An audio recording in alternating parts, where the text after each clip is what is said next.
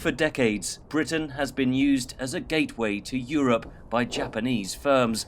Nissan's decision to move production of its X-Trail SUV back to Japan has been met with dismay. It concerns me that they have noted the uncertainty around Brexit, and I think that is a serious signal to all of us in Parliament that now is the time to resolve that uncertainty.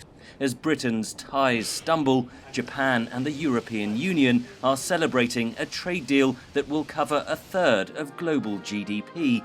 Visiting Tokyo Monday, German Chancellor Angela Merkel said a Brexit deal was still possible. But we need to know from Britain, and this is the critical point, what it envisages.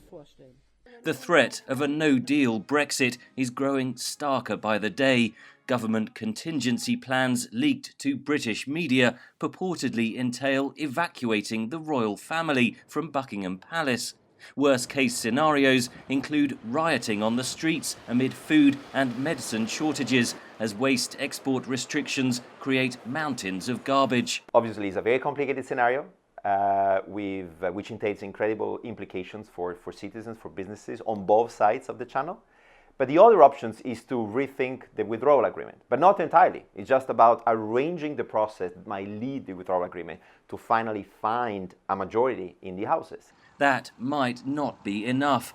Britain is demanding changes to the so-called Irish backstop, which seeks to keep Britain tied to EU rules until a trade deal is in place, aimed at preventing a hard border between the Irish Republic and Northern Ireland, which will become the EU's external border. They won't give us a time-limited backstop because, as the Irish keep saying, if it's time-limited, it's not a backstop. Reopening the withdrawal agreement could see other EU member states request their own changes, notably Spain's demands for talks on the sovereignty of Gibraltar. Some member states could have some possible claims, certainly Spain might be one of them, but also the political context in Europe is also moving and very fast ahead of the next European elections.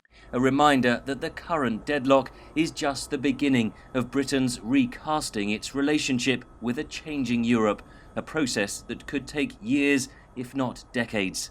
Henry Ridgwell for VOA News, London.